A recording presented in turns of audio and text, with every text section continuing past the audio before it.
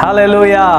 प्रभु को धन्यवाद एक और नए सप्ताह के लिए जिसमें मैं और आप सुरक्षित हैं, और इस समय के लिए भी जब हम परमेश्वर के वचन को सुन सकते हैं और उससे आशीष पा सकते हैं। जैसा हमने आपको सूचना दी थी, इस वीक हम एक सीरीज को फॉलो करेंगे और वो सीरीज है प्रार्थना के ऊपर। सो इस सप्ताह हर दिन हम प्रार्थना के विषय में कोई ना कोई एक बात सीखेंगे, जिससे हम आशा करते हैं हमें आशीष मिलेगी और हमारे प्रार्थना के जीवन और बलवंत हो सकेंगे।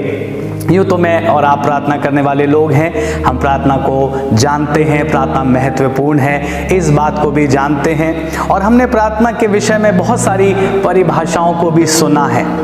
मैंने भी सुना है बहुत सारी डेफिनेशंस जो प्रार्थना की हैं, लेकिन आज की सुबह मैं एक विशेष डेफिनेशन आपके साथ बांटना चाहता हूँ प्रार्थना के विषय में, जिससे मुझे बहुत आशीष मिली और मैं सोचता हूँ ये एक बहुत ब्यूटीफुल डेफिनेशन है। एक प्रभु के बहुत अभिषेक दास ने यूं कहा, उन्होंने अपनी पुस्तक में लिखा, उन्होंने कहा prayer is thinking God's thoughts before him. Thinking God's thoughts before him. Hindi में यूं होगा, प्रार्थना परमेश्वर की उपस्थिति में जाकर परमेश्वर ही के विचारों को सोचना।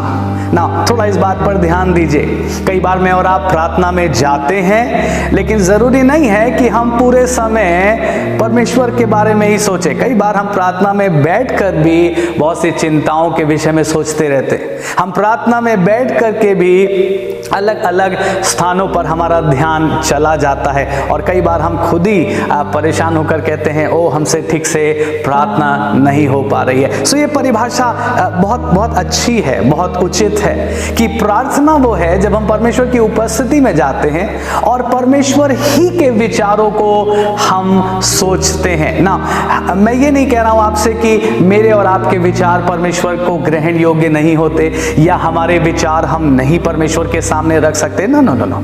लेकिन जो बात हम सीख रहे हैं, जो बात हम समझ रहे हैं, वो ये कि अच्छी प्रार्थना, आशीषित प्रार्थना वो है जब हम परमेश्वर की उपस्थिति में हैं और हमारे विचारों को हम परमेश्वर के विचारों के आधार पर ले आए। नो, हम अपने विचारों को परमेश्वर के विचारों के अलाइनमेंट में ले आए, और तब मैं मानता हूं वो एक बहुत सुंदर प्रार्थना हो जाएगी और एक बहुत प्रभावशाली प्रार्थना हो जाएगी। सो फिर से, what is prayer? Prayer is thinking God's thoughts before him. परमेश्वर के सामने बैठकर हम परमेश्वर के विचारों को सोच सकते हैं। ना ये हम किस प्रकार से करें? जब हम परमेश्वर की हुजूरी में आए, सबसे पहले हम परमेश्वर के बारे में सोचें। परमेश्वर कैसा है, परमेश्वर का वचन उसके विषय में हमको क्या क्या सिखाता है, परमेश्वर के चरित्र के बारे में सोचिए, परमेश्वर के वायदों के बारे में सोचिए, परमेश्वर के अद्भुत प्रेम के बारे में सोचिए, परमेश्वर के उस इनकम्पेरेबल गिफ्ट अर्थात यीशु मसीह के बारे में सोचिए। जब मैं और आप प्रार्थना में आए, हम अपने विचारों को कलेक्ट करें, इधर उधर भटकने ना दें, और हम अपने विचारों को परमेश्वर के ऊपर लगाएं। दूसरी बात, हम परमेश्वर के कामों के बारे में सोचें। परमेश्वर ने बीते युगों में कैसे बड़े बड़े काम किए, कैसे परमेश्वर अपनी प्रजा की अगुवाई करता रहा, कैसे परमेश्वर ने आज के दिनों में भी बड़े बड़े कामों को प्रकट किया है और वो कर रहा है। तीसरी बात, जब हम प्रार्थना में आए तो हम परमेश्वर के वचन के ऊपर ध्यान लगाएं, क्योंकि परमेश्वर का वचन परमेश्वर की विल है।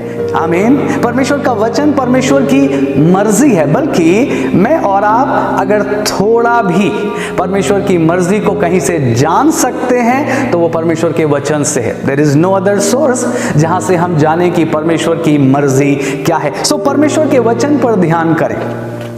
आज हम सीख रहे हैं इस प्रार्थना के विषय में, और मैं बांटना चाहता हूं कैसे मैं और आप इस प्रार्थना में ग्रो कर सकते हैं। हम परमेश्वर की उपस्थिति में आएं और परमेश्वर के वचन को सोचें, परमेश्वर के वचन को दोहराएं, और जब आप परमेश्वर के वचन को लेकर प्रार्थना करेंगे, वो प्रार्थना सबसे ज्यादा प्रभावशाली प्रार्थना हो जाएगी। मैं कुछ पद आपके सामने पढ़ूं भजन 119 से, और उसका पहले 25वां पद हम पढ़ें। मैं धूल में पड़ा हूं, तू अपने वचन के अनुसार मुझको जिला। देखिए प्रार्थना कर रहा है और क्या कह रहा है प्रभु, अपने वचन के अनुसार, जैसे तूने मुझे वचन दिया है अपने वचन के अनुसार तू मुझे जिला। इसी का 28वां पद, मेरा जीव उदासी के मारे गल चला है, तू अपने वचन के अनुसार मुझे संभाल। प्रभु मेरा जीव उदास है, मेरा प्राण उदास है, लेकिन तूने तो मुझे वचन दिया है प्रभु, तूने तो कहा है कि तू मुझे उभार लेगा। प्रभु अपने वचन को स्मरण कर और अपने वचन के अनुसार मुझको संभाल ले।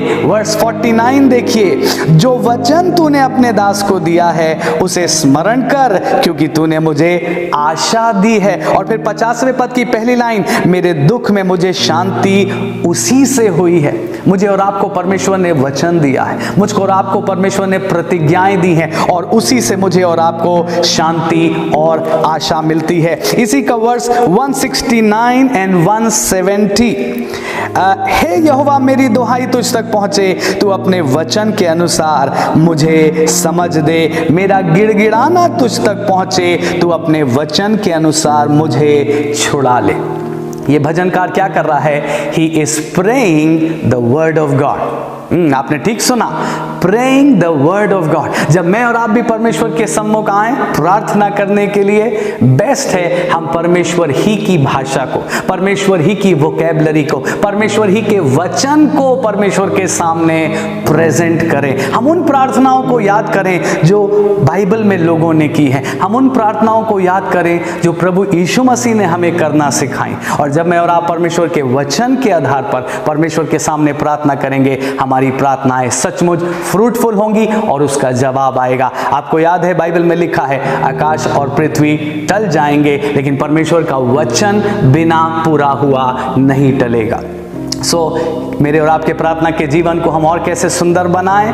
Thinking God's thoughts before him, क्योंकि जब हम परमेश्वर के वचन को उसके सामने प्रेजेंट करेंगे, परमेश्वर अपने वचन को पूरा करने के लिए जागृत है, तैयार है और वो मेरे और आपके साथ सहमत होकर हमारी प्रार्थनाओं का उत्तर भी हमको जरूर देगा। प्रभु आपको ताकत दे, आपके प्रार्थना के जीवन को और दृढ़ करे और जब आप उसकी हुजूरी में आए, आप उसी के वचन को स्मरण करें, उसी की बातों को स्मरण करें और उससे परमेश्वर के सामने अपने निवेदन को रखें और प्रभु आपके निवेदन को ग्रहण करे और आपको और आपके द्वारा बहुतों को आशीष प्रदान करे।